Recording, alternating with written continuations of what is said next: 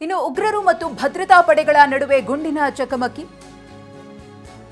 ಉಗ್ರರು ಮತ್ತು ಭದ್ರತಾ ಪಡೆಯ ನಡುವೆ ಗುಂಡಿನ ಚಕಮಕಿ ನಡೆದಿದೆ. ಕುಲ್ಗಾಮ್ನ ತಂಗ್ಮಾರ್ಗ ಪ್ರದೇಶದಲ್ಲಿ ಮುಖಾಮುಖಿಯಾಗಿರುವುದು. ದಕ್ಷಿಣ ಕಾಶ್ಮೀರದಲ್ಲಿರೋ ಕುಲ್ಗಾಮ್ನ ತಂಗ್ಮಾರ್ಗ್ ಪೊಲೀಸರು, ಸೇನೆ, ಸಿಆರ್ಪಿಎಫ್ ಜಂಟಿ ಕಾರ್ಯಾಚರಣೆಯನ್ನ ನಡೆಸಿರುವುದು.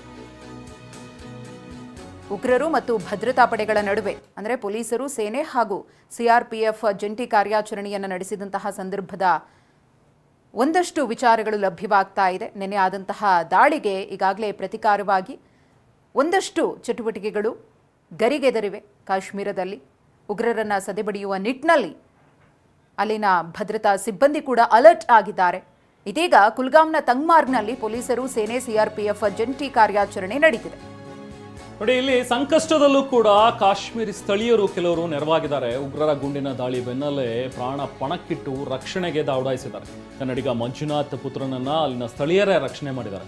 ಹೆಗಲ ಮೇಲೆ ಹೊತ್ತೊಯ್ದಿದ್ದಾರೆ. ಮಂಜುನಾಥ್ ಪುತ್ರನನ್ನ ರಕ್ಷಣೆ ಮಾಡಿದ್ದಾರೆ. ಕಣಿವೆಯ ಕಿರಿದಾದ ಪ್ರದೇಶದಲ್ಲಿ ಅಲ್ಲಿನ ಸ್ಥಳೀಯರು ಆ ಮಗುವನ್ನ ಎತ್ಕೊಂಡು ರಕ್ಷಣೆ ಮಾಡಿದ್ದಾರೆ. ಅಭಿಜಯ್ ಅಂತೇಳಿ ಮೃತ ಮಂಜುನಾಥ್ ಅವರ ಪುತ್ರನ ಹೊತ್ತೊಯ್ದಂತಹ ಒಂದು ದೃಶ್ಯ ನೋಡಿಯಲ್ಲಿ. ಸೊ ಇದು ಮಾನವೀಯತೆ ಸಹಜ. ಅಂದರೆ ಅಲ್ಲಿರೋರು ಕೂಡ ಮನುಷ್ಯರೇನೆ. ಅಲ್ಲಿದ್ದಂಥ ಇನ್ಫ್ಯಾಕ್ಟ್ ನಾವು ಅದು ಹಾರ್ಸ್ ರೈಡರ್ ಒಬ್ಬನ್ನ ಅವರ ತಾಯಿ ಹೇಳ್ತಾ ಇದ್ದಿದ್ದನ್ನು ಕೂಡ ಕೇಳ್ತಾ ಇದ್ವಿ. ಆತ ಪಾಪ ಗೋಗರ್ದಿದ್ದಾನೆ. ನೋಡಿ, ಇವರೆಲ್ಲ ಪ್ರವಾಸಿಗರು ನಮ್ಮ ಪ್ರದೇಶಕ್ಕೆ ಬಂದಿದ್ದಾರೆ, ನಾವು ಅವ್ರನ್ನ ತುಂಬ ಚೆನ್ನಾಗಿ ನೋಡ್ಕೋಬೇಕು, ನೀವು ಹಿಂಗೆ ಮಾಡ್ತಾ ಇದ್ದೀರಲ್ಲ, ದಯವಿಟ್ಟು ಹೊಡಿಬೇಡಿ ಅಂಥೇಳಿ ಬಂದೂಕು ಕಿತ್ಕೊಳ್ಳೋದಕ್ಕೂ ಕೂಡ ಆತ ಪ್ರಯತ್ನ ಪಟ್ಟಿದ್ದಾನೆ.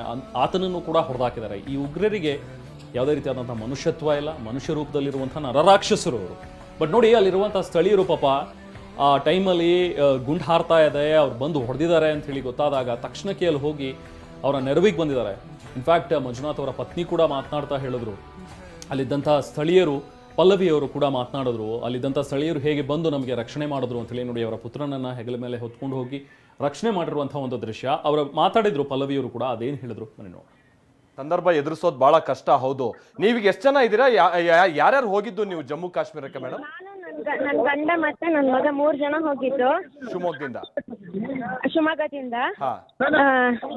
ಈಗ ನಮ್ ಕಾರ್ ಡ್ರೈವರ್ ನಮ್ ಜೊತೆ ಇದ್ದಾರೆ, ತುಂಬಾ ಒಳ್ಳೆಯವರು, ಜೊತೆಲಿದ್ದಾರೆ. ಕೆಳಗಡೆನೂ ಇಬ್ರು ಇವರು ಅವ್ರ ಹೆಸರು ಮರ್ತಾ ಇದ್ರು. 3 ಜನ ನಮಗೆ ತುಂಬಾ ಸೇಫ್ ಆಗಿ ಕರ್ಕೊಂಡ್ ಬಂದ್ರು. ಬಿಸ್ಮಿಲ್ಲಾ ಅಂತ ಹೇಳ್ತಾ ಮಾತಾಡಿದ ಪ್ರಕಾರ ಅಲ್ಲಿ ಹಿಂದೂಗಳಿಗೆ ಮಾಡಿ ಟಾರ್ಗೆಟ್ ಮಾಡ್ಯಾರೆ, ಬಿಸ್ಮಿಲ್ಲಾ ಅಂತ ಹೇಳಿದ್ರೆ ಮಾಡಿಲ್ಲ ಅಂತ ಏನೋ ಹೇಳಿದ್ರು. ಬಟ್ ನಮಗೆ ತುಂಬಾ ಸೇಫ್ ಆಗಿ ಅವರು ಈ 3 ಜನ ಅವ್ರ ನಮ್ಮ ಅಣ್ಣಂದ್ರ ಅಂತ ಹೇಳ್ತೀನಿ ಇದ್ ಮಾಡಿದ್ರು. ಬಟ್ ಸಂದರ್ಭ ಎದುರಿಸೋದು ಬಹಳ ಕಷ್ಟ. ಹೌದು, ನೀವೀಗ ಎಷ್ಟು ಜನ ಇದ್ದೀರಾ? ಯಾರ್ಯಾರು ಹೋಗಿದ್ದು ನೀವು ಜಮ್ಮು ಕಾಶ್ಮೀರಕ್ಕೆ ಮೇಡಮ್? ನನ್ನ ಗಂಡ ಮತ್ತೆ ನನ್ನ ಮಗ 3 ಜನ ಹೋಗಿದ್ದು ಶಿವಮೊಗ್ಗದಿಂದ. ಈಗ ನಮ್ ಕಾರ್ ಡ್ರೈವರ್ ನಮ್ ಜೊತೆ ಇದ್ದಾರೆ, ತುಂಬಾ ಒಳ್ಳೆಯವರು, ಜೊತೆಲಿದ್ದಾರೆ. ಕೆಳಗಡೆನೂ ಇಬ್ರು ಇವರು ಅವ್ರ ಹೆಸರು ಮರ್ತಾ ಇದ್ರು. 3 ಜನ ನಮಗೆ ತುಂಬಾ ಸೇಫ್ ಆಗಿ ಕರ್ಕೊಂಡ್ ಬಂದ್ರು. ಬಿಸ್ಮಿಲ್ಲಾ ಅಂತ ಹೇಳ್ತಾ ಮಾತಾಡಿದ ಪ್ರಕಾರ ಅಲ್ಲಿ ಹಿಂದೂಗಳಿಗೆ ಮಾಡಿ ಟಾರ್ಗೆಟ್ ಮಾಡ್ಯಾರೆ, ಬಿಸ್ಮಿಲ್ಲಾ ಅಂತ ಹೇಳಿದ್ರೆ ಮಾಡಿಲ್ಲ ಅಂತ ಏನೋ ಹೇಳಿದ್ರು. ಸೊ ಇದು ಪಲ್ಲವಿ ಅವರ ಮಾತುಗಳು. ನಮ್ಮ ಜೊತೆಗೆ ಮಾತನಾಡ್ತಾ ಅವರು ಟಿವಿ9 ಜೊತೆಗೆ ಹೇಳ್ಕೊಂಡ್ರು ಏನಾಯಿತು ಅವತ್ತು ಅಂತೇಳಿ, ನಿನ್ನೆ ನಡೆದಂಥ ಒಂದು ಘಟನೆ, ಜೊತೆಗೆ ಹೇಗೆ ಹೆಲ್ಪ್ ಮಾಡಿದ್ರು ಅಂತೇಳಿ. ನೋಡಿ, 2 ದೃಶ್ಯಗಳನ್ನು ನೋಡ್ತಾ ಇದ್ದೀರಿ. ಒಂದು ಕಡೆ ಅಲ್ಲಿದ್ದಂಥ ಸ್ಥಳೀಯರೆಲ್ಲರೂ ಕೂಡ ಪ್ರವಾಸಿಗರಿಗೆ ತೊಗೊಂಡು ಬಂದು ನೀರು ಕೊಡ್ತಾ ಇರುವಂಥ ಒಂದು ದೃಶ್ಯಗಳು. ನೆನ್ನೆ ಅಲ್ಲಿ ಆದ ನಂತರ, ಘಟನೆ ನಡೆದ ನಂತರವೂ ಕೂಡ ಅಲ್ಲಿ ಬಿದ್ದಿದ್ದಂತಹ ಮೃತದೇಹಗಳು ಚೆಲ್ಲಾಪಿಲಿಯಾಗಿ ಏನು ಬಿದ್ದಿದ್ವು ಅವುಗಳನ್ನೆಲ್ಲವೂ ಕೂಡ ಒಂದು ಕಡೆ ಇಡುವಂಥದ್ದಾಗಲಿ, ಅಥವಾ ಅಲ್ಲಿ ಯಾರಾದರೂ ಬದುಕಿದಾರಾ ಅಂಥೇಳಿ ಅವರನ್ನು ನೋಡಿ ಅವರ ಫ್ಯಾಮಿಲಿಯವರಿಗೆ ನೀರು ಕೊಡುವಂಥದ್ದು, ಇದೆಲ್ಲವೂ ಕೂಡ ಅಲ್ಲಿನ ಸ್ಥಳೀಯರು ಮಾಡಿದ್ದಾರೆ. ಜೊತೆಗೆ ಒಬ್ಬ ಮಗುವನ್ನು, ಮಂಜುನಾಥ್ ಅವರ ಪುತ್ರ ಏನು ಅಭಿಜಯ್ ಇದ್ದಾನೆ, ಆತನನ್ನು ಕೂಡ ಹೊತ್ಕೊಂಡು ಬಂದಂತಹ ಅಲ್ಲಿನ ಸ್ಥಳೀಯರು. ಹಾಗೆ ಪಲ್ಲವಿಯವರು ಕೂಡ ಮಾತಾಡ್ತಾ ಇದ್ರು. ನಮ್ಮ ಜೊತೆ ಇರುವಂತಹ ಡ್ರೈವರು, ಇನ್ನೊಂದಷ್ಟು ಜನ ಎಲ್ಲರೂ ಕೂಡ ನಮಗೆ ತುಂಬಾ ಹೆಲ್ಪ್ ಮಾಡಿದ್ರು ಅಂತೇಳಿ. ಇದು ಒಂದು ಕಡೆ ಒಂದು ದೃಶ್ಯ ನೋಡಿ. ಅಲ್ಲಿರುವಂತಹ ಸ್ಥಳೀಯರೆಲ್ಲರೂ ಕೂಡ ಅವರಿಗೆ ನೆರವಿಗೆ ಧಾವಿಸಿರುವಂಥದ್ದು. ಇದ್ರ ಜೊತೆಗೆ ಆ ಉಗ್ರರು, ಮನುಷ್ಯ ರೂಪದಲ್ಲಿದ್ದಂತಹ ನರರಾಕ್ಷಸರು ನಿನ್ನೆ ಬಂದು ಸುಮಾರು 28 ಜನರ ಮೇಲೆ ಏಕಾಏಕಿ ಗುಂಡಿನ ದಾಳಿ ನಡೆಸಿ ನರಮೇಧವನ್ನೇ ನಡೆಸಿದರು. ಮೋದಿಯವರ ನಿವಾಸದಲ್ಲಿ ಮಹತ್ವದ ಸಭೆ ಆರಂಭವಾಗಿದೆ. ಪಿಎಂ ಮೋದಿಯವರ ನೇತೃತ್ವದಲ್ಲಿ ನಡೀತಾ ಇರುವಂತಹ ಸಭೆ ಇದು.